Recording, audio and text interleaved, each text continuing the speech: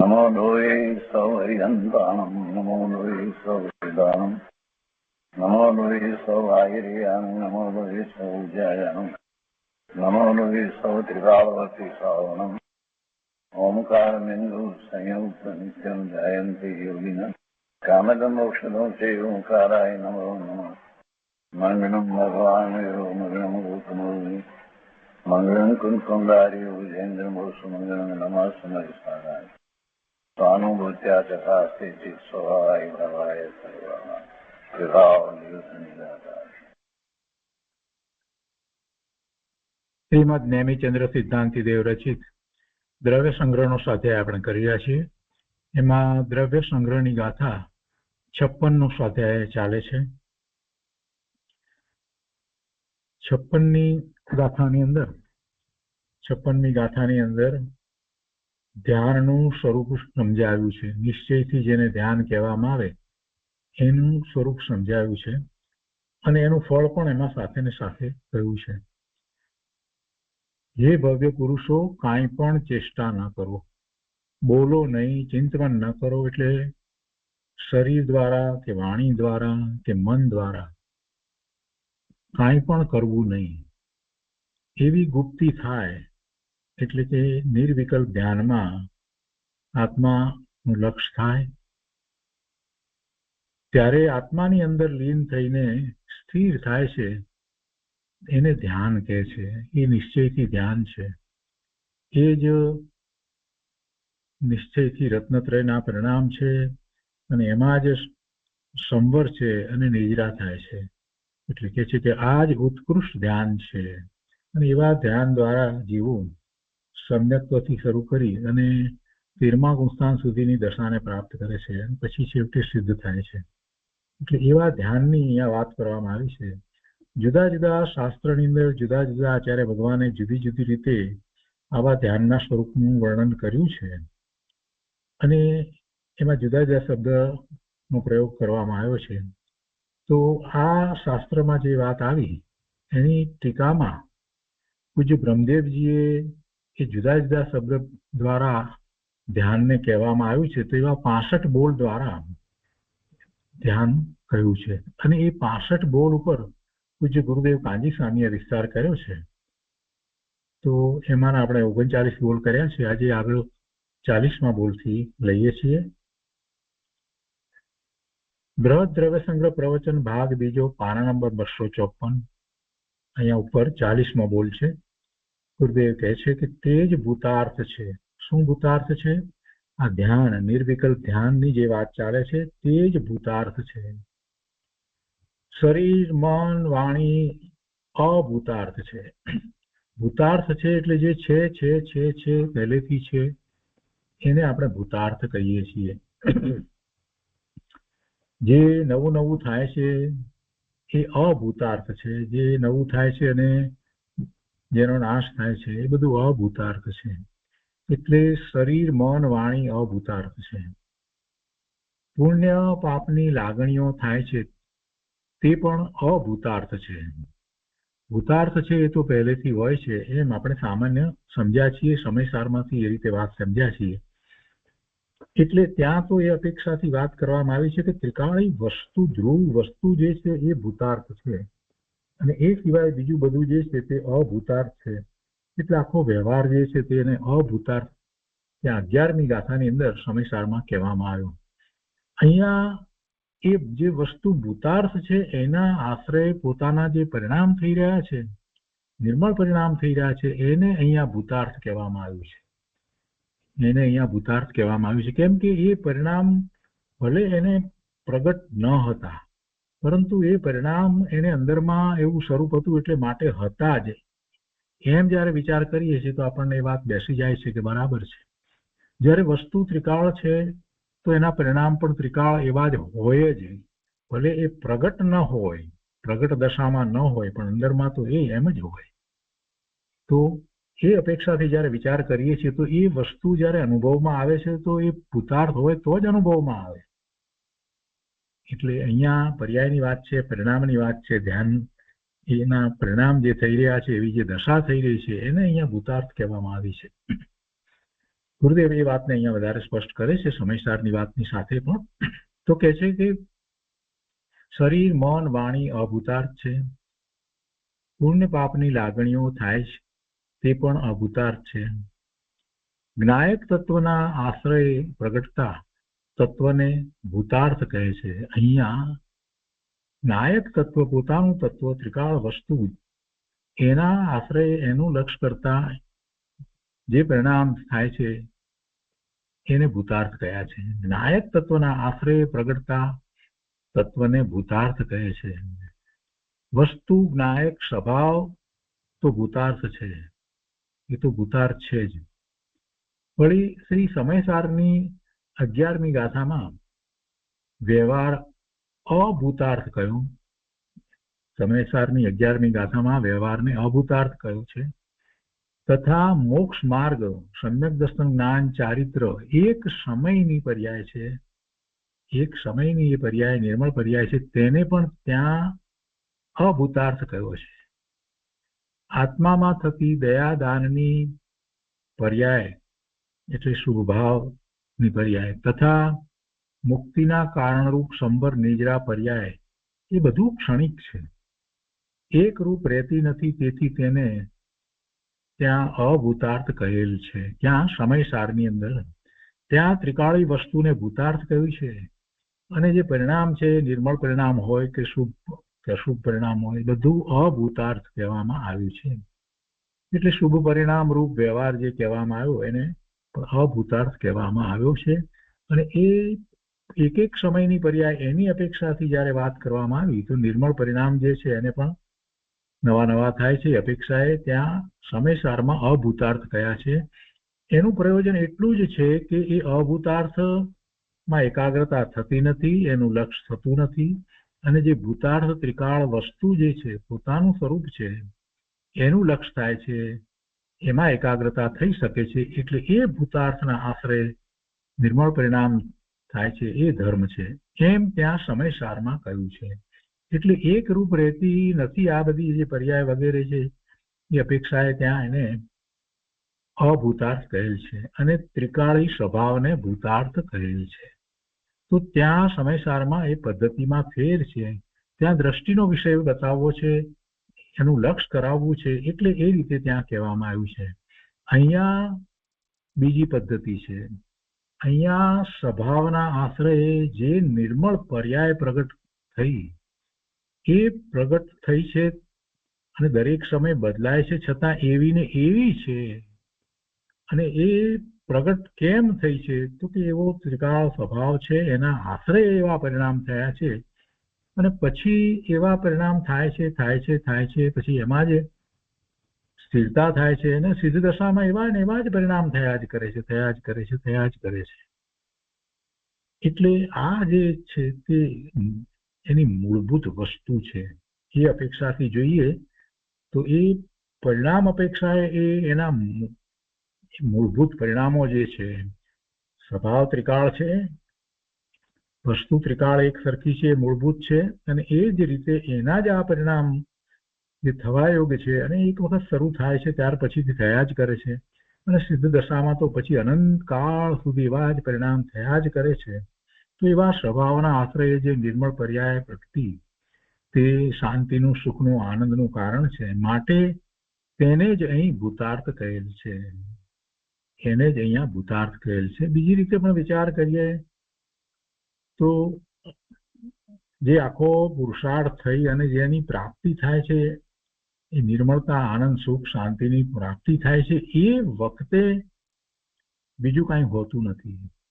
સ્વરૂપ સાથે અભેદ થઈ જાય છે. એટલે જે ત્રિકાળ વસ્તુ હતી એની સાથે અભેદ થઈ જાય છે. અને એવી આ નિર્વિકલ્પ ધ્યાનની દશા છે. તો એ દશા હોવા છતાં પણ એને એ અપેક્ષાથી ભૂતાર્થ કહેલ છે. એવી રીતે અહીંયા ભૂતાર્થ કહેલ છે. સમયસારમાં પદ્ધતિ જુદી છે. ત્યાં એવા પરિણામ જેને પ્રગટ થયા નથી એને એવા પરિણામ પ્રગટ કરવાના છે. તો કેવી રીતે થાય? તો કે શુદ્ધના આશ્રય થાય, ત્રિકાળ વસ્તુના આશ્રય થાય. તો કે ત્રિકાળ શુદ્ધ વસ્તુ શું છે? તો કે જે એવી ને એવી રહે છે, અનંત કાળથી છે, અને જે બદલાતી નથી, એની ભલે વિભાવરૂપ પર્યાયો એની બહારમાં થતી હોય તે છતાં પણ વસ્તુ બદલાતી નથી. એ પોતાનું ત્રિકાળ શુદ્ધ સ્વરૂપ છે, એને ત્યાં ભૂતાર્થ કહ્યું છે. અને એક સમયની પર્યાયને ત્યાં અભૂતાર્થ કહી છે. એટલે ત્યાં દ્રષ્ટિનો વિષય બતાવ્યો છે, કઈ તરફ પુરુષાર્થ કરવો, કેવી રીતે કરવો, એ માટે ત્યાં સમયસારમાં વાત કરી છે. અને પછી જ્યારે એવા પરિણામ થાય છે તો એ પરિણામ વખતે કઈ બેપણું તો રહેતું નથી. એ વખતે તો પોતે સ્વરૂપ સાથે અભેદ થઈ જાય છે. એટલે અહીંયા જે વાત કરી છે એ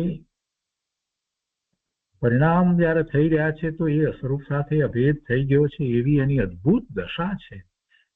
એ નિર્વિકલ્પ ધ્યાનની દશા છે. એને અહીંયા ભૂતાર્થ કહી છે.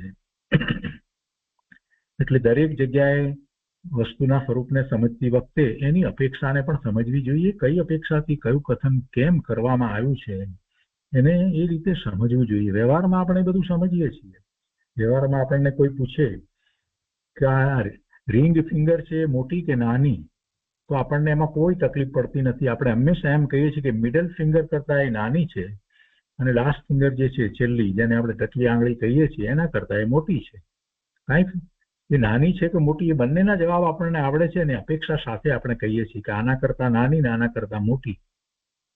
તો એ અપેક્ષા સહી સમજીએ તો એમાં કોઈ ગૂંચવાડો થતો નથી. એટલે અહીંયા પણ સમયસારમાં જે અપેક્ષા છે એને સમજીએ અને અહીંયા જે વાત ચાલી રહી છે એને સમજીએ તો કોઈ ગૂંચવાડો ગોટાળો નથી. વસ્તુ ઉલટી વધારે સ્પષ્ટ થાય છે. એકાંતે વસ્તુ સ્વરૂપને સ્વીકારવાનું નથી. ભગવાનની વાણી અનેકાંત દ્વારા પ્રસિદ્ધ થઈ છે, તો એ શાદવાદ મુદ્રિત વાણીને એમ જ આપણે સમજવાની છે. અહીંયા કહે છે કે દેહના પરમાણુથી જુદો, દેહ શરીર એના પરમાણુથી જુદો ચિદાનંદ ધ્રુવ શક્તિનો પિંડ પ્રભુ આત્મા છે. તેની સન્મુખ થઈ, એવા આત્માની સન્મુખ થઈ જે સમ્યક દર્શન, સમ્યક જ્ઞાન, સમ્યક ચારિત્ર રૂપી પર્યાય, એક જ પર્યાય, એના 3 ભાગ પાડીને સમજાવીએ છીએ એટલે 3 કહીએ છીએ. એવી પર્યાય, નિર્મળ પર્યાય પોતામાં પ્રગટી છે, બહાર ક્યાંય પ્રગટી નથી. તે ભૂતાર્થ છે. એનો લાભ કોને પ્રાપ્ત થયો છે? એનો લાભ પોતાને જ પ્રાપ્ત થયો છે. વેપાર, અમલદારી, વકીલાત, પૈસા આદિ શરણભૂત નથી, પણ દયાદાન આદિ અને કોમળતાનો ભાવ પુણ્ય છે. શુભ ભાવ હોય એ પણ પુણ્ય છે. આ બીજા બધા ભાવો જે છે એ કઈ શરણભૂત નથી, એ કઈ શરણ થતા નથી. તો શરણ તો પોતાનું સ્વરૂપ જ થાય છે. એ વાત ત્યાં કરવી છે. અને એના શરણે જે પરિણામ થાય છે નિર્મળ પરિણામ છે. જ્યારે આ દયાદાનના ભાવ જે વગેરે જે છે એ તો પુણ્યના પરિણામ છે. એટલે એ બધું અભૂતાર્થ છે. એમ કે છે એ બધું અભૂતાર્થ છે.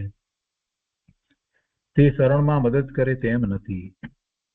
સારી જ્ઞાયક જ્યોતના અવલંબને, દ્રવ્યના અવલંબને જે દશા પ્રગટી તે ભૂતાર્થ છે.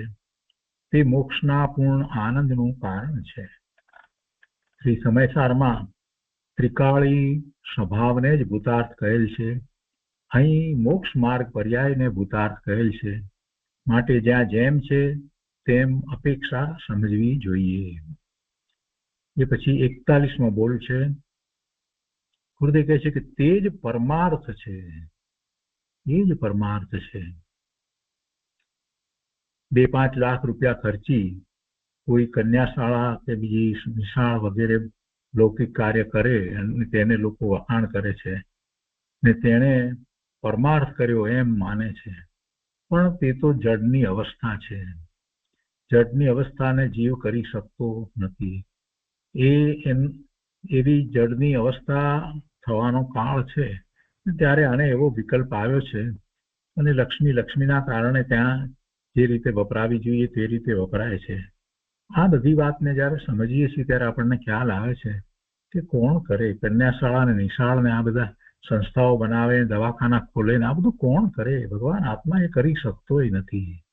પણ જીવ નક્કામાનો એમાં પોતાપણું કરે છે, એમાં કરતાપણું કરે છે અને એમાં જીવન પૂરું કરે છે. અહીંયા કહે છે એ બધી જળની અવસ્થા છે. જળની અવસ્થા જળને કારણે થવાની હોય ત્યારે થાય, અને એ વખતે એવા ઉચિત નિમિત્તો હોય, કોઈને એવો વિકલ્પ આવે અને પછી એ જાતના કાર્યો થાય. એ બધામાં નિમિત્ત નૈમિતિક સંબંધ સમજવો. અહીંયા કહે છે કે અંતરમાં જરા કષાયની મંદતા કરી તે પુણ્ય છે. કષાયની મંદતા થઈ, શુભાવ થયો, એ પુણ્ય છે. અને પુણ્ય પાપ રહિતના અંતર સ્વભાવના આશ્રય જે દશા પ્રગટ કરે તેને પરમાર્થ કહે છે. જેમાં પુણ્ય પાપ નથી એવો પોતાનો સ્વભાવ. કેમ પુણ્ય પાપ નથી? કેમ કે એમાં કોઈ ગુણ જ એવો નથી, તો પુણ્ય પાપ ક્યાંથી થાય? આત્મામાં પુણ્ય પાપનો કોઈ ગુણ નથી, એ આત્માનું સ્વરૂપ જ નથી. તો એવું આત્માનું સ્વરૂપ, એવો આત્માનો સ્વભાવ, એના આશ્રય જે દશા પ્રગટ કરે તેને પરમાર્થ કહે છે. બીજા બધા અપરમાર્થ છે. સાચા દેવ ગુરુ શાસ્ત્રનો શુભાવ એવો રાગ થાય તે પણ અપરમાર્થ છે. જે મોક્ષ પંથમાં નિમિત્ત છે તેની પ્રતીતિ પણ શુભ રાગનું ઉત્થાન છે. મોક્ષ માર્ગમાં દેવ ગુરુ શાસ્ત્ર જે છે એ નિમિત્ત કારણ છે, એની પ્રતીતિ એ પણ શુભ ભાવ છે, શુભ રાગનું ઉત્થાન છે. અને એવો રાગ આવે છે ખરો, નથી આવતો એમ નથી, એવો રાગ આવે છે ખરો, પણ તે પરમાર્થ સ્વરૂપ નથી. જો એને પરમાર્થ માની લેવામાં આવે તો શુભ રાગમાં જ રોકાઈ રહેશે. દેવ ગુરુ શાસ્ત્રની વંદના જે કંઈ કરવામાં આવે છે, સ્તુતિ સ્તવન, આ બધામાં જે રોકાઈ જ રહેશે તો પુણ્યથી વિશેષ આગળ કંઈ વધશે નહીં. અને એમ થશે તો પછી પરમાર્થે પોતાના સ્વરૂપની પ્રાપ્તિ તો થશે નહીં. જેને પરમાર્થ કહેવામાં આવ્યો એ તો મુક્તિની પ્રાપ્તિનું કારણ છે, એને પરમાર્થ કહેવાયો છે. તો દેવગુરુ શાસ્ત્રની ભક્તિ પૂજા વિનય કયા જ કરે, 1 કલાક સુધી સવારના પૂજા કરે ભગવાનની, બહુ સારી વાત છે.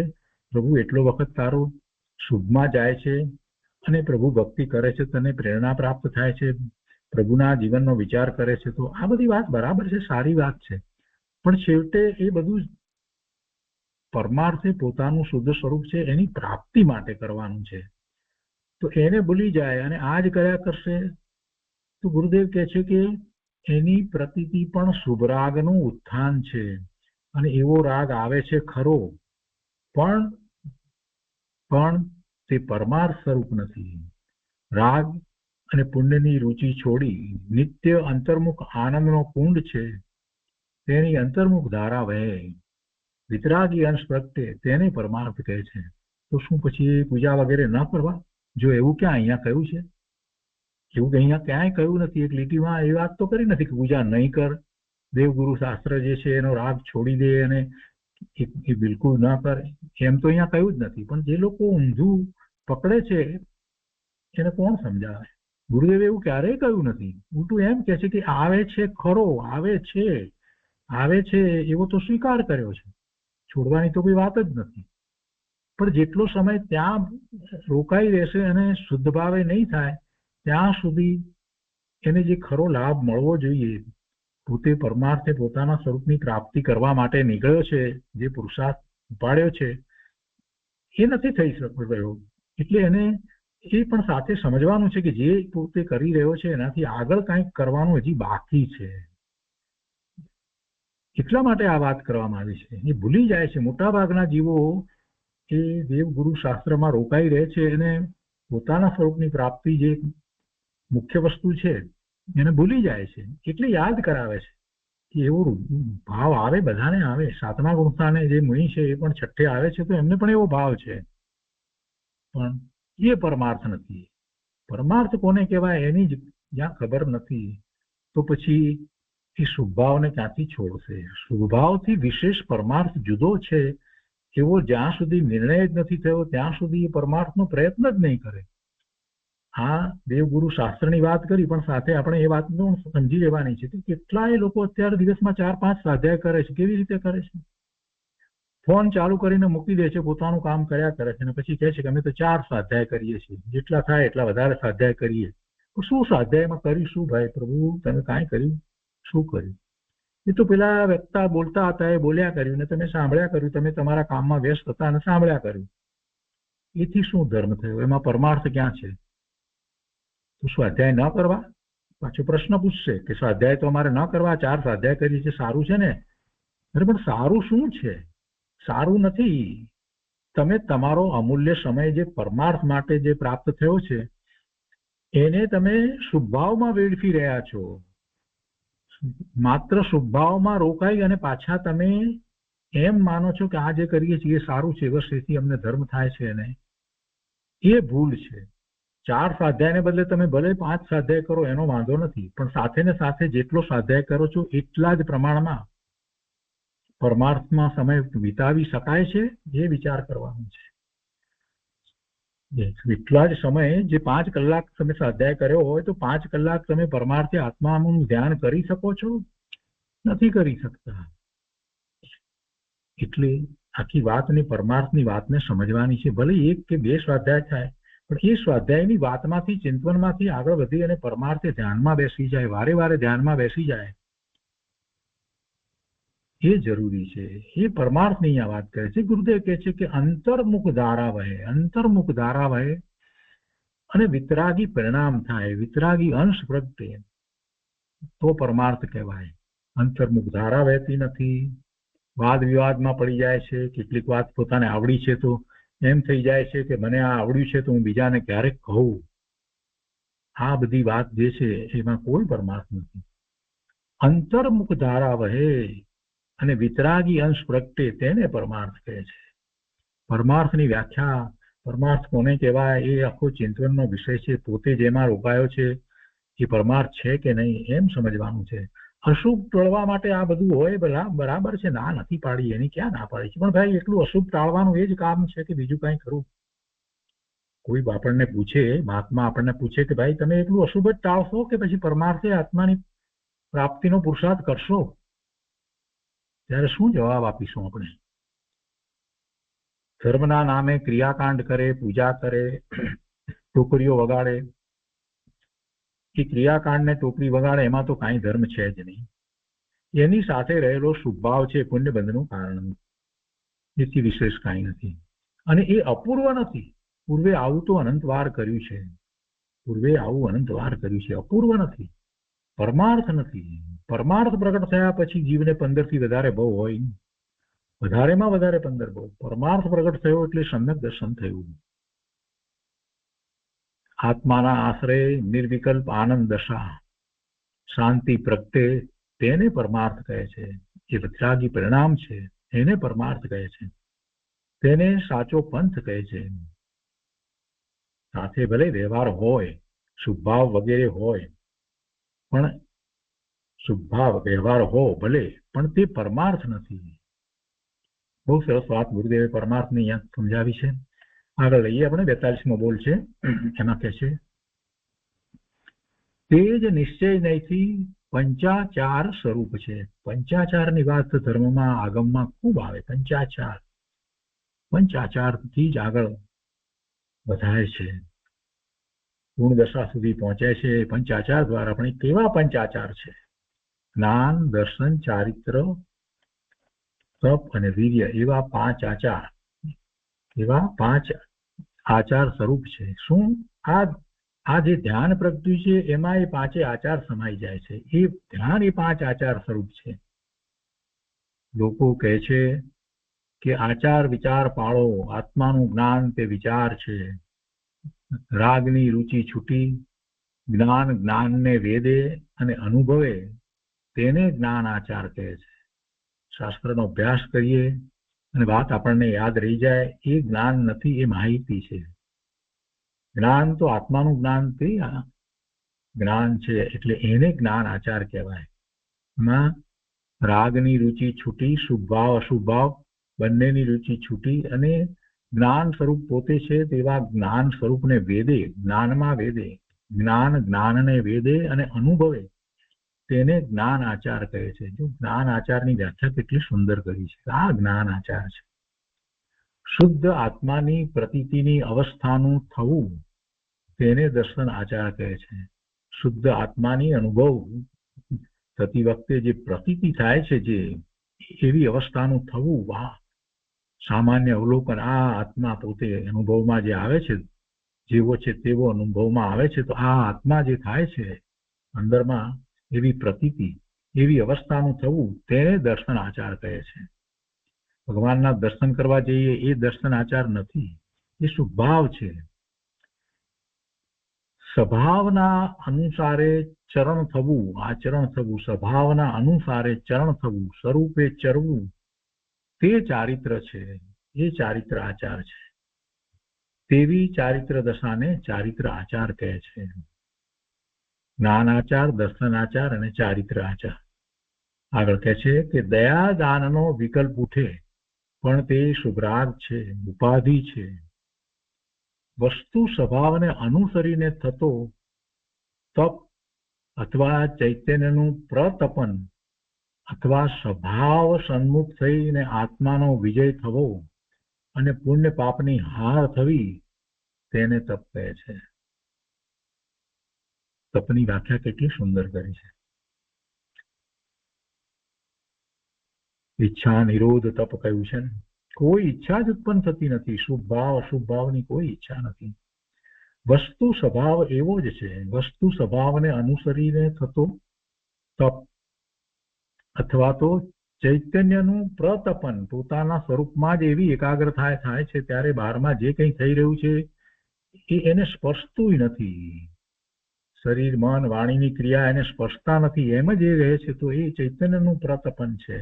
અને પછી એમાં એને ખોરાક લેવાનો વિકલ્પ ઉઠતો નથી, અને એમાં એને ઉપવાસ થઈ જાય છે.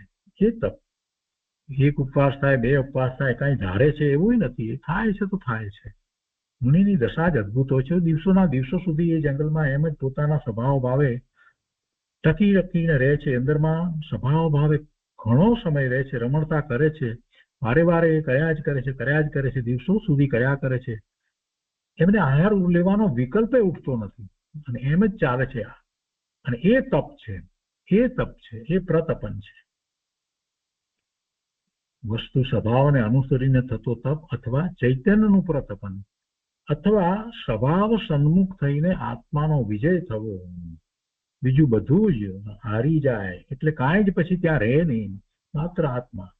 સ્વભાવ સન્મુખ થઈને આત્માનો વિજય થવો એટલે પછી આપોઆપ બધું ખાવા પીવા આ તે બીજી બધી વસ્તુ જે છે એને માટે એનો નિયમ લીધા વગર પણ એ થઈ જાય છે. એની પછાણ લીધા વગર બધું જ થાય છે, કેમ કે દ્રષ્ટિ સ્વરૂપમાં પડી છે, એમાં જ રમણતા થઈ રહી છે. એટલે આત્મા જ વિજયવંત વર્તે છે. કોઈ ઈચ્છા, મન, વાણી, કાયા એનું કાંઈ એ વખતે જોર ચાલતું નથી. એ બધું જ શાંત પડ્યું રહે છે અને વિજય આત્માનો થાય છે. એમ આત્માનો વિજય થવો અને પુણ્ય પાપની હાર થવી, શુભ ભાવ પણ ઉઠવા નહીં, એમ પુણ્ય પાપની હાર થવી, તેને તપ કહે છે. લોકો સમજ્યા વિનાના ઉપવાસમાં તપ માને છે. ઉપવાસ બરાબર છે, સારી વસ્તુ છે, બાહ્ય તપ છે, અને અંતરંગ તપની સાથે એવા બાહ્ય તપ મુનિઓને પણ હોય છે. પણ અંતરંગ તપ વિના એને તપ ન કહેવાય, અંતરંગ તપ વિના એને શુભ ભાવ કહેવાય. એટલે આમાં ઘણાને વાંધો પડે છે કે આખો દિવસ ખાધું નહીં, 2 દિવસ ખાધું નહીં, છઠ કર્યો, 3 દિવસ ખાધું નહીં, અઠમ કર્યો, 8 દિવસ ખાધું નહીં, અઠાઈ કરી, આ બધું એનું તમને કાંઈ મહત્વ જ નથી લાગતું. અને તમે આ માત્ર સ્વાધ્યાય કર્યા કરો અને વાંચ્યા કર્યો એનું જ મહત્વ છે, આવું કહેવાવાળા ઘણા લોકો છે. ઘણા લોકો એમ વાત કરે છે. અહીંયા સમજાવવું એ છે, ગુરુદેવ એમ કહે છે કે તમે જે કરો છો એની ના નથી પાડવામાં આવતી. તમે જે કરો છો, જે ઉપવાસ કર્યો એટલે એમને પચખાણ લીધા, આજે ખોરાક ન લેવાના, બીજા દિવસે ફરીથી પચખાણ લીધા, છઠ કર્યો, ત્રીજા દિવસે ફરીથી પચખાણ લીધા, અઠમ કર્યો, આમ જે પચખાણ લઈ અને જે કરવામાં આવે છે, તો એ પચખાણમાં તો શુભ ભાવ છે કે ખોરાક નથી લેવો, એમાં તો એટલો ભાવ છે. પણ સાથે સાથે જેને ખરેખર અંતરંગ તપ કહેવાય એવી દશા તો થતી નથી. એટલા શુભ ભાવથી તમે સંતોષાઈ જાઓ છો. અંતરંગ તપ તો એ છે કે જ્યારે સ્વરૂપમાં એકાગ્રતા થાય ત્યારે અંતરંગ તપ થાય છે. તો અંતરંગ તપ થાય એટલે બીજો વિકલ્પ ઉઠે નહીં, પછી શરીર સંબંધીનો વિકલ્પ ઉઠે નહીં ને મને આજે ઉપવાસ છે એવો વિકલ્પ ઉઠે નહીં, તો પછી બીજાને કહેવાની તો વાત જ ક્યાં રહી.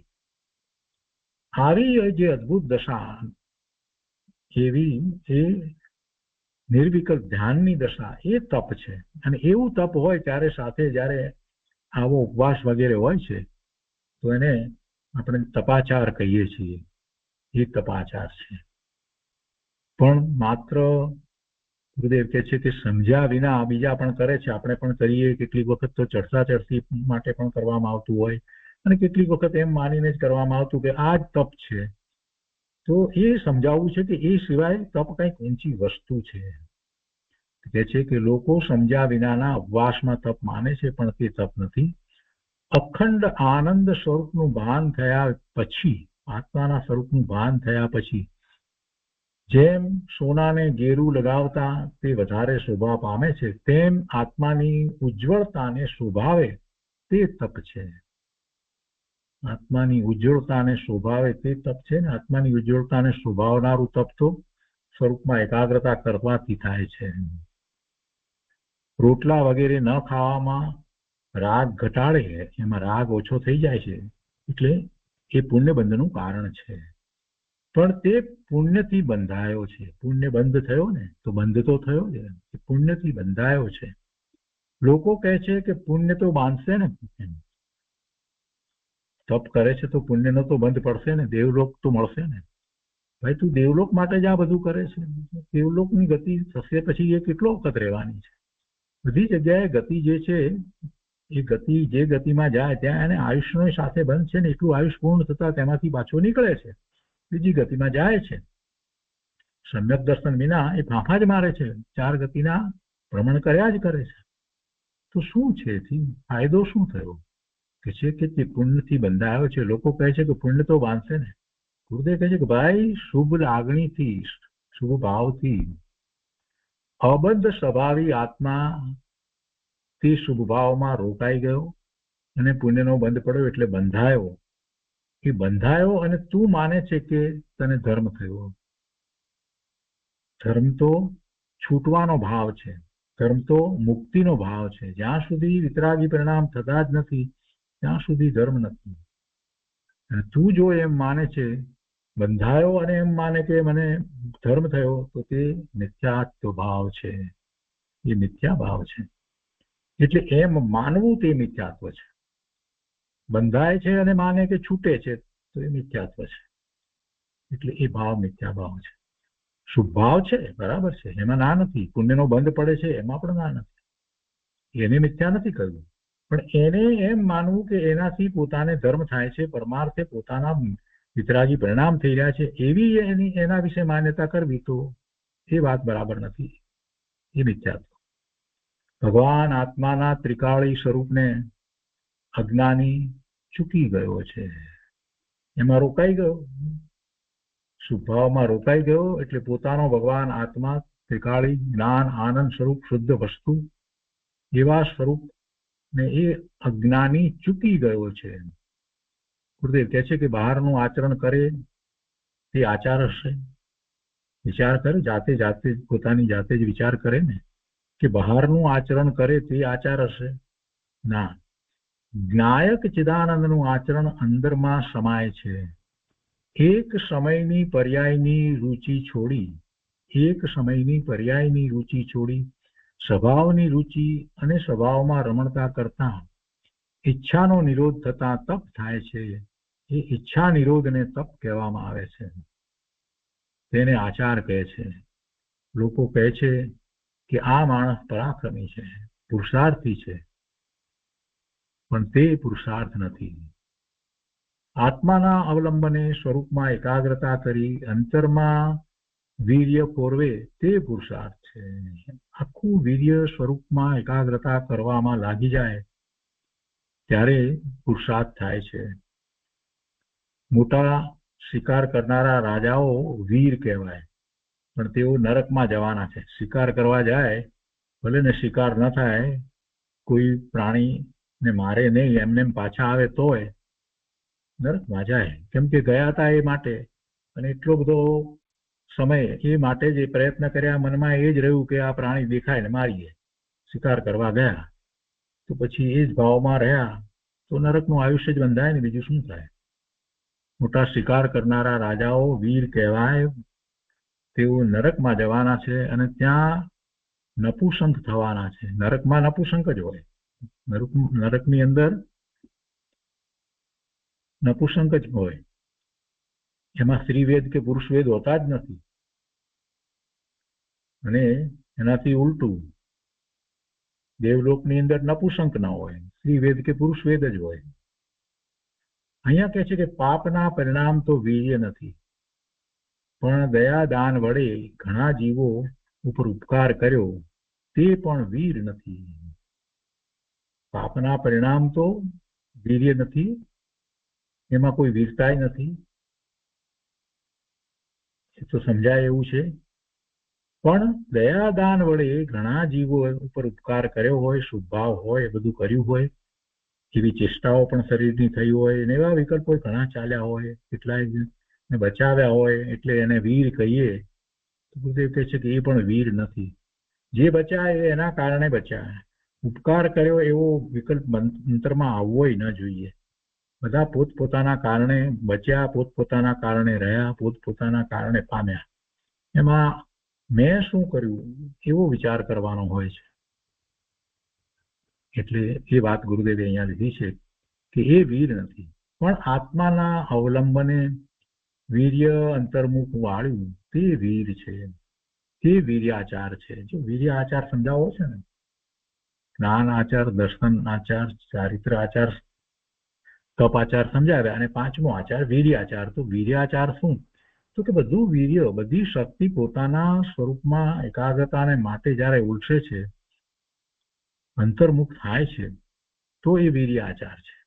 તો આ રીતે આ પાંચે આચાર મોક્ષ માર્ગમાં સમાય છે, અને તે વિના મુક્તિ થાય નહીં. એ પંચ આચાર છે, એ મુક્તિનું કારણ છે. એ પછી 43મો બોલ છે, તે જ સમય સાર છે. સમય સાર, સમય વત્તા અય વત્તા સાર, સમ્યક પ્રકારે ગમન થવું, પુણ્ય પાપ રહિત નિર્મળ દશા થવી, તેને સમયસાર કહે છે. સમયસારના ઘણા અર્થ છે. શુદ્ધ આત્માને પણ સમયસાર કહે છે, અને પુણ્ય પાપ રહિત નિર્મળ દશા થવી તેને પણ સમયસાર કહે છે. સમ્યક પ્રકારે ગમન થવું એ સમયસાર છે. ત્રિકાળી વસ્તુ પોતે સમયસાર છે. ત્રિકાળી વસ્તુ પોતે સમયસાર છે. જેમાં પર્યાયો વસે તે વસ્તુને સમયસાર કહે છે. પણ અહીં ત્રિકાળીની વાત નથી, અહીંયા તો પર્યાયની વાત છે. ત્રિકાળી સમયસારની પ્રતીતિ, એટલે ત્રિકાળી શુદ્ધ સ્વરૂપ એ સમયસાર, એની પ્રતીતિ, એનું જ્ઞાન, એમાં રમણતા કરી રાગ રહિત શુદ્ધ દશારૂપ થયો, સમ્યક પ્રકારે નિર્વિકલ્પ સમાધિ દશા, આનંદ પ્રગટ્યો, તેને અહીં સમયસાર કહે છે. આગળ કહે છે કે આત્મા આનંદ અને જ્ઞાનથી ભરેલું તત્વ છે. તેની સમ્યક દર્શન, જ્ઞાન, ચારિત્ર રૂપ પર્યાય અથવા નિશ્ચય મોક્ષ માર્ગને સમયસાર કહે છે.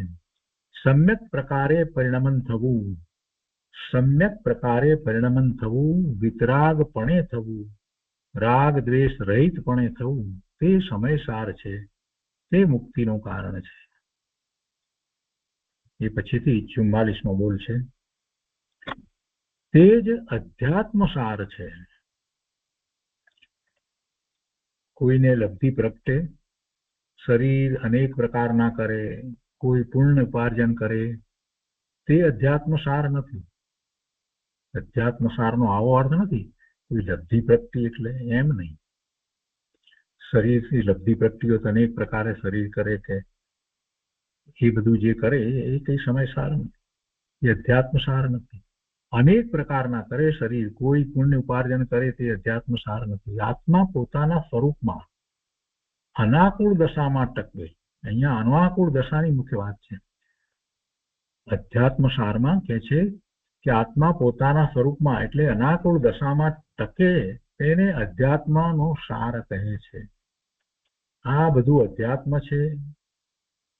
આ બધું જે છે આત્માની વાત આવે છે, દ્રવ્યાન યોગ જે છે, અને એમાં આપણે આગમ અપેક્ષાએ ભગવાનની વાણી જે આવી છે એને પહેલા સમજીએ છીએ અને એમાંથી આપણે સારભૂત વાતને પકડીએ છીએ, જેને આપણે એમ કહીએ છીએ કે આ અધ્યાત્મ સાર છે. એટલે કે પુરુષાર્થની વાતને, સારભૂત વાતને એટલે પુરુષાર્થની વાતને આપણે એમાંથી લઈએ છીએ અને આપણે અધ્યાત્મ સાર કહીએ છીએ.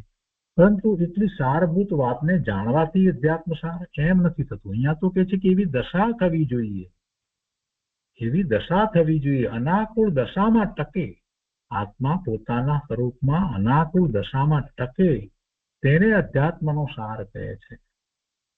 તેને મોક્ષ માર્ગ કહો કે મોક્ષનું કારણ કહો, તે એક જ છે. આગળ પાના નંબર 216 અધ્યાત્મ શબ્દનો અર્થ કહે છે કે નિમિત્તમાં કુટુંબમાં સુખ છે એવી ભ્રાંતિ છોડી તથા પુણ્ય પાપના વિકલ્પ છોડી નિર્મળ આનંદ આત્મામાં અનુષ્ઠાન કરવું તે અધ્યાત્મ છે. નિમિત્તમાં કુટુંબમાં સુખ છે એવી ભ્રાંતિ છોડવી એક વાત. બીજું, પુણ્ય પાપના વિકલ્પ છોડી અને નિર્મળાનંદ આત્મામાં અનુષ્ઠાન કરવું, આત્મામાં અનુષ્ઠાન કરવું, રહેવું, તે અધ્યાત્મ છે. આમ વિતરાગી દશાને અધ્યાત્મનો સાર કયો છે અને આ પ્રમાણે સર્વજ્ઞ કહે છે. નિર્ગ્રંથ મુનિઓ તથા શાસ્ત્ર આ પ્રમાણે કહે છે અને એનાથી વિરુદ્ધ માને અને મનાવે તો તે દેવગુરુ શાસ્ત્ર સાચા નથી. સર્વજ્ઞ અને સ્વપર પ્રકાશક સ્વભાવ પૂર્ણ ખીલ્યો. સર્વજ્ઞ પરમાત્માનો સ્વભાવ, દરેક આત્માનો જેવો સ્વભાવ છે એવો એમનો પણ સ્વભાવ છે, પણ એમને પૂર્ણ ખીલ્યો છે. સર્વજ્ઞને સ્વપર પ્રકાશક સ્વભાવ પૂર્ણ ખીલ્યો અને એમની વાણીમાં આવ્યું કે તારા આત્માનો વિશ્વાસ, એની પ્રતીતિ, જ્ઞાન અને લીનતા કર, તે મોક્ષ માર્ગ છે અને તે અધ્યાત્મનો સાર છે. ભગવાનની વાણીમાં જે વાત આવી છે, આ તારા આત્માની પ્રતીતિ, વિશ્વાસ કર, એનું જ્ઞાન કર અને એમાં લીનતા કર, એ મોક્ષ માર્ગ છે. એ વાત એ અધ્યાત્મનો સાર છે. એ અધ્યાત્મનો સાર એ વ્યવહારથી કહેવાય. એનો સ્વીકાર કર્યો અને આપણે પછી પુરુષાર્થ કરીએ અને ખરેખર એમ જ્યારે થઈ જાય, આત્મામાં એકાગ્રતા થઈ જાય, ત્યારે અધ્યાત્મનો સાર થયો. નિશ્ચયથી અધ્યાત્મ સાર થાય અને એ જ ધ્યાન છે. અત્યારે અધ્યાત્મના નામે ઘણી વાતો ચાલે છે, પણ કુંભારને ઘેર જે સોનું લેવા જાય તે મૂર્ખ છે. જો ગુરુદેવ ઉદાહરણ કેવું આપે છે અહીંયા કે કુંભારને ઘેર જે સોનું લેવા જાય તે મૂર્ખ છે. સોનીની દુકાને જવાય. અફીણની દુકાને દૂધનો માવો લેવા જાય તે મૂર્ખ છે. તેમ અધ્યાત્મની વાત સાચા દેવગુરુ શાસ્ત્રની પેઢીએ મળે છે. કુદેવ, કુગુરુ, કુશાસ્ત્રની પેઢીએ અધ્યાત્મનો માલ મળે નહીં. છતાં અજ્ઞાની લોકો ભૂલી રહ્યા છે અને બધી જગ્યાએ અધ્યાત્મ માની રહ્યા છે. સાચા દેવગુરુ શાસ્ત્ર જ ધર્મમાં નિમિત્ત હોય છે અને એ આ અધ્યાત્મના સારની વાત કરે. બાકી ગમે ત્યાં કઈ અધ્યાત્મ નથી. અત્યારે અધ્યાત્મના નામે ઘણી વાતો બધી ચાલે છે, પણ ત્યાં અધ્યાત્મ છે નહીં. લોકો લેખ લખે છે લાંબા લાંબા, સમ્યક દર્શન છે નહીં અને અધ્યાત્મના લેખ પોતાની મતિ કલ્પના એ લખે છે અને લોકો વાંચે અને પાછા એકબીજાને વોટ્સઅપમાં મોકલે છે. અહીંયા કહે છે કે સાચા દેવગુરુ શાસ્ત્ર જ ધર્મમાં નિમિત્ત હોય છે. તે કહે છે કે તારા અવલંબને તને ધર્મ થશે. સ્વરૂપના અવલંબને ધર્મ થાય, અને સ્વરૂપ એટલે બીજાનું સ્વરૂપ નહીં, ભગવાનનું સ્વરૂપ નહીં, પોતાના સ્વરૂપના અવલંબને ધર્મ થાય. ભગવાનના સ્વરૂપનો વિચાર કરવાથી પુણ્યનો બંધ થાય. તારા આત્માના આશ્રય જે નિર્મળતા પ્રગટ થશે તે ધર્મ, તે અધ્યાત્મનો સાર છે. વળી લોકો કહે છે કે વ્યવહાર કરતા કરતા ધર્મ થશે, પણ તે ભૂલ છે. વ્યવહારનો અભાવ થતા ધર્મ ને મોક્ષ થશે. કેમ કે વ્યવહાર તો સ્વભાવરૂપ વ્યવહાર જે છે એને વ્યવહાર જો કહેતો હોય તો ત્યાંથી ખસી અને સ્વભાવ ભાવે થશે, શુદ્ધ ભાવે થશે, ત્યારે ધર્મ થશે અને ત્યારે મોક્ષ માર્ગના પરિણામ થશે. પૂર્ણ દશા ન હોય ત્યાં સુધી સાચા દેવ ગુરુ શાસ્ત્ર પ્રત્યે શુભરાગ હોય છે. પૂર્ણ દશા ન હોય ત્યાં સુધી પૂર્ણ દશા ન પ્રગટ કરે, શ્રેણી ન ચડે, ક્ષપક શ્રેણી ન ચડે ત્યાં સુધી એટલે કે ક્ષપક શ્રેણી ન ચડે અને ઉપસમ શ્રેણી ચડ્યો હોય તો પણ પાછો પડે 11મે થી પાછો 7મે અને 7મે થી પાછો 6ઠે આવે. 6ઠે આવે તો પાછું પણ એને શુભભાવ હોય, દેવગુરુ શાસ્ત્ર પ્રત્યેનો શુભભાવ હોય.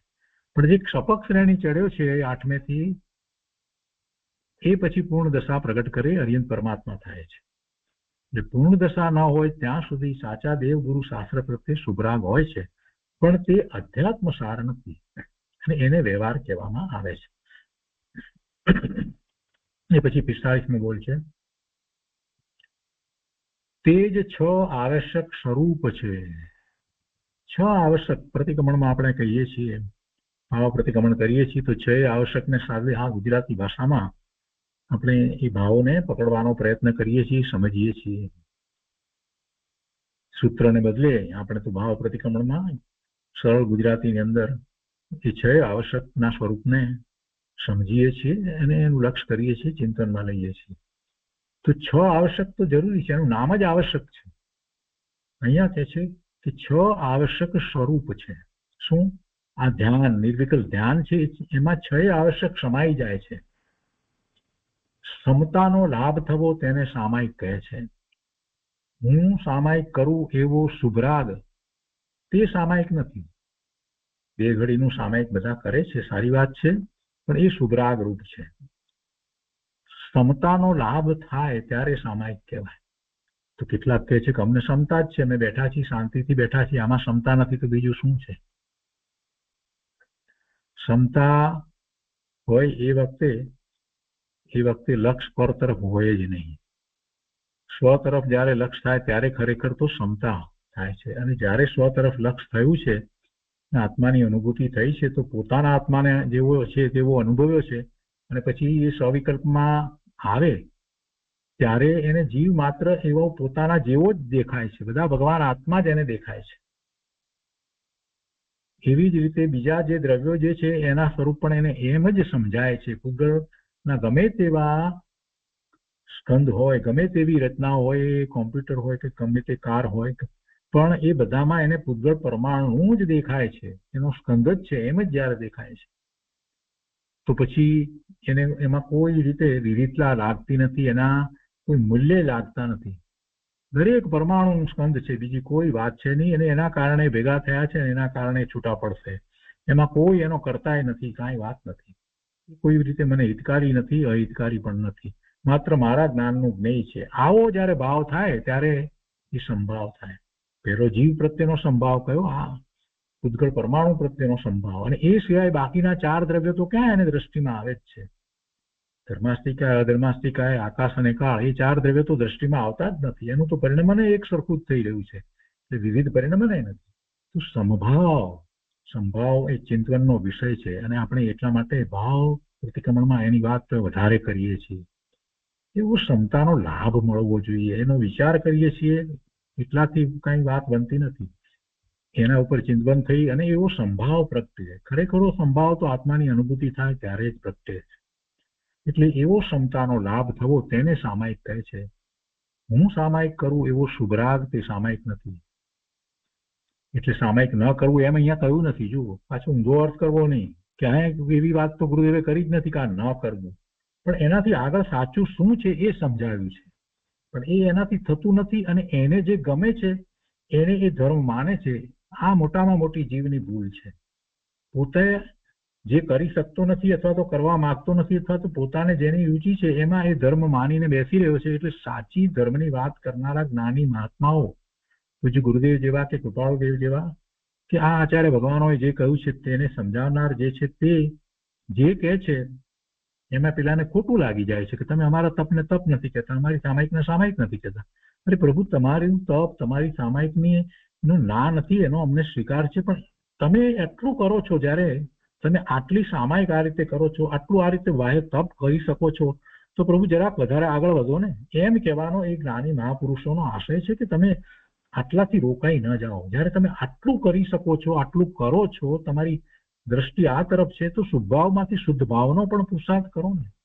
આ બાહ્ય તપ કરો છો તો અંતરંગ તપનો પણ પુરુષાર્થ કરો ને. કેવો કહેવાનો આશય છે ગુરુદેવનો હંમેશા એવો જ આશય રહ્યો છે.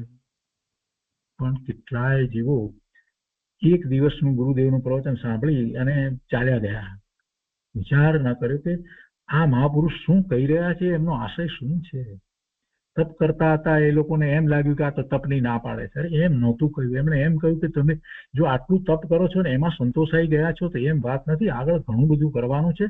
અને બીજી રીતે કહીએ તો એમને એમ પ્રોત્સાહિત કર્યા કે જો તમે આટલું તપ કરો છો તો પછી સાચું તપ પણ કરો ને, સાથે ને સાથે અંતરંગ તપ પણ કરો ને. સામાયિક કરો જ છો, રોજ સામાયિક કરો છો તો સારી વાત છે, બહુ સારી વાત છે. તમને એમાં કોઈ રોકવાની વાત નથી, ન કરો એમ કહેવાનો આશય જ નથી. પણ કહેવાનો આશય એમ છે કે એ જ સામાયિકમાં તમે જે સાચું સામાયિક જેને કહેવાય, જે સમતાનો લાભ આપનારું સામાયિક છે, એવું સામાયિક કરી નાખો ને. એક સામાયિક એવું થઈ ગયા પછીથી જીવનમાં પરિવર્તન આવી જશે. એની અહીંયા તો વાત કરી છે. નિશ્ચય નયના અવલંબને જે 6 આવશ્યક, નિશ્ચય નયના અવલંબને જે 6 આવશ્યક સામાયિક 24 ભગવાનની સ્તુતિ, વંદન, પ્રતિક્રમણ, પ્રત્યાખ્યાન, કાયોત્સર્ગ, એ 6 પ્રકારના આવશ્યક એ આત્માની દશામાં હોય છે. એ આત્માની દશામાં હોય છે. એ માત્ર બોલીએ, એનો વિચાર કરીએ, એવો ભાવ આવે, એ બધું શુભભાવ રૂપ છે. પરંતુ આ 6 આવશ્યક એ ખરેખર તો આત્માની દશામાં હોય છે. અને હવે એ 6 વાતને ગુરુદેવે અહીંયા સમજાવી છે.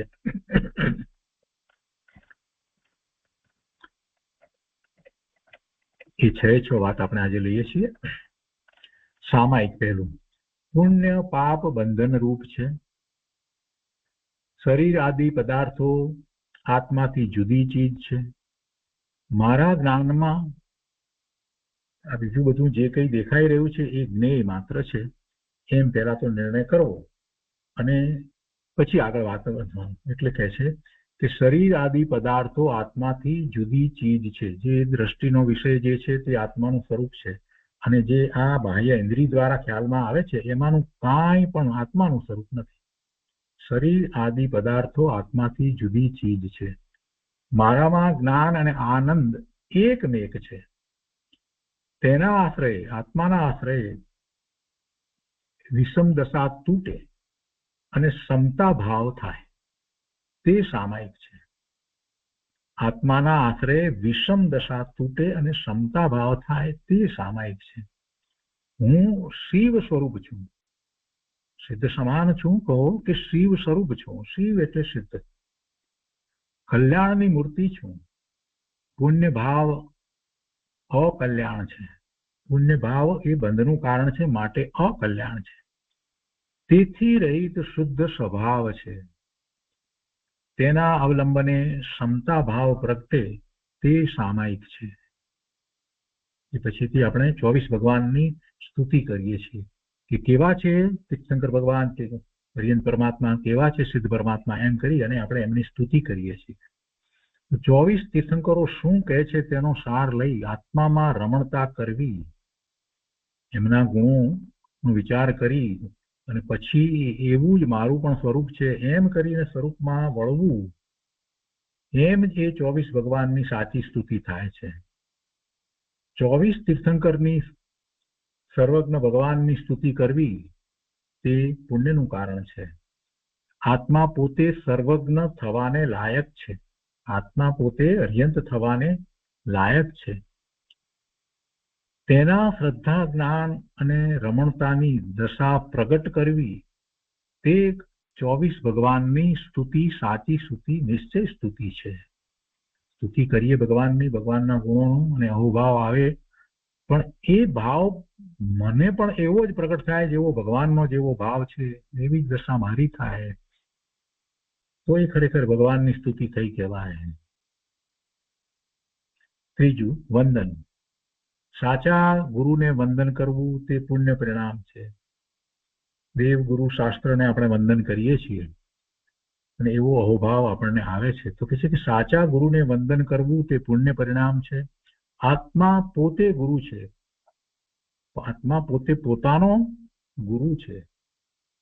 સહજ આત્મ સ્વરૂપ પરમ ગુરુ કૃપાળુદેવે કહ્યું છે ને, સહજ આત્મ સ્વરૂપ પરમ ગુરુ. આત્મા પોતે ગુરુ છે. તેમાં ભ્રાંતિ અને રાગ રહિત થઈ પરિણમન કરવું તે વંદન છે. તે જરૂરની ક્રિયા છે. પરને તાબે ન થાય અને પોતાને તાબે થાય તે આવશ્યક ક્રિયા છે. એટલે આ વંદન પણ આવશ્યક ક્રિયા છે. દેવ ગુરુ શાસ્ત્ર પ્રત્યેના એકલા શુભભાવ રાગ આદિને ભગવાન વંદન કહેતા નથી. એ શુભભાવ છે. પોતાના સ્વરૂપમાં એકાગ્રતા કરે અને પોતે શુદ્ધ ભગવાન આત્મા છે તો એને વંદન થાય. નિજ સમય સાર અને વંદન થાય. આપણે કરીએ છીએ ભાવ પ્રતિક્રમણની અંદર નિજ સ્વરૂપને પણ આપણે વંદન કરીએ છીએ. એ પછી ચોથી વાત છે પ્રતિક્રમણ. પ્રતિક્રમણ એટલે શું? પાછા વળવું, સ્વરૂપ તરફ પાછા વળવું. પુણ્ય પાપની લાગણીથી પાછા વળવું. કેમ કે બહારમાં આપણે હોઈએ છીએ તો શુભાશુભ ભાવમાં જ હોઈએ છીએ, એટલે પુણ્ય પાપની લાગણીમાં જ છીએ. તો ત્યાંથી પાછા ફરવું. ક્યાં ફરવું? પાછા ક્યાં ફરવા? સ્વરૂપ તરફ પાછા ફરવું. એટલે ગુરુદેવ કહે છે કે અને નિત્યાનંદ સ્વભાવમાં આવવું તે પ્રતિક્રમણ છે. પુણ્ય પાપની લાગણીમાં દોડતો તે અપ્રતિક્રમણ હતું. મિથ્યાત્વ, અવ્રત, પ્રમાદ વગેરે પરિણામથી પાછા ફરવું અને આત્મામાં પ્રવેશ કરવો તે પ્રતિક્રમણ છે. એ નિશ્ચય પ્રતિક્રમણ છે. જીવને પોતાની શક્તિનો મહિમા નથી, પણ પોતાની શક્તિનો જેને મહિમા આવ્યો છે અને પોતાના સાચા સ્વરૂપનો જેને નિર્ણય થયો છે, તો એવા સાચા સ્વરૂપનો નિર્ણય થયા પછીથી એ વિકારી ભાવે વિભાવ ભાવે જ્યારે જ્યારે થાય છે ત્યારે એ તરત પાછો ફરી જાય છે કે ના ના, આ મારું સ્વરૂપ નથી, આવા ભાવ મને હોય નહીં, પ્રભુ મને ક્ષમા કરજો, અને પોતે પાછો પોતાના જ્ઞાન સ્વરૂપ તરફ વળી જાય છે. ત્યારે એ પ્રતિક્રમણ થાય છે. અને જ્યારે એમ કરતો થતો પોતે સ્વભાવ ભાવે થઈ જાય છે તો એ નિશ્ચયથી પ્રતિક્રમણ છે. પણ એવું ક્યારે થાય? જેને પોતાના સ્વરૂપનો મહિમા આવ્યો છે, પોતાની શક્તિનો મહિમા નથી. તો પહેલા તો પોતાની શક્તિનો એને મહિમા આવવો જોઈએ. તારા સ્વભાવનો વિશ્વાસ કર, તું અનંત ગુણનો પિંડ ભગવાન આત્મા સંત પ્રદેશી છો, સિદ્ધ સમાન છો, એવા તારા સ્વભાવનો વિશ્વાસ કરી અને એમાં સ્વરૂપમાં લીનતા કર, તે પ્રતિક્રમણ છે. એ પછી પ્રત્યાખ્યાન છે. પચખાણ લેતી વખતે હાથ જોડવા, અને પછી પચખાણ લે એ તો જળની ક્રિયા છે. એ તો જળની ક્રિયાથી બે હાથ જોડવાને પચખાણ લેતી વખતે હાથ જોડવા તે જળની ક્રિયા છે. અમુક બાધા લેવી નિયમ કરવો તે પુણ્ય ભાવ છે. તે સાચું પ્રત્યાખ્યાન નથી. અખંડ જ્ઞાનમાં લપેટાઈ જઈને જ્ઞાનની એકાગ્રતા થવી તે પચખાણ છે. અખંડ જ્ઞાનમાં લપેટાઈ જઈને જ્ઞાનની એકાગ્રતા થવી તે પચખાણ છે. આવો નિશ્ચય હોય તેના શુભરાગને વ્યવહારથી પચખાણ કહે છે. પ્રત્યાખ્યાન. તે પછી છઠ્ઠું છે કાયોત્સર્ગ અથવા કાયોત્સર્ગ. કાયાની ક્રિયા તે કાયોત્સર્ગ નથી. હલ્યા વગર બરાબર બેસી રહે છે તો, અને અંદરમાં પછી લોગસનો પાઠ બોલે છે કે નૌકાર મંત્ર બોલે છે, તો કે છે કે એ ક્રિયા ખરેખર કાયોત્સર્ગ નથી. ઔદારિક શરીર, કાર્મણ શરીર એ તો હું નથી. તેને લીધે પર્યાયમાં ભાવ થાય તે પણ હું નથી. હું તો જ્ઞાન શરીર છું. એવા ભાન દ્વારા જે અંતરંગ લીનતા થાય તેને કાયોત્સર્ગ કહે છે. આને આ રીતે 6 આવશ્યક કયા. અને એ જ મોક્ષ માર્ગ જે છે તે આવો અંતરંગ મોક્ષ માર્ગ છે. એ 6 આવશ્યક રૂપ છે. એ ધ્યાનમાં 6 આવશ્યક સમાય છે. તો એ રીતે આજનો સ્વાધ્યાય આપણે અહીંયા સુધી રાખીએ છીએ. હવે પછીના આગળના બોલ આવતા સ્વાધ્યાયમાં લઈશું.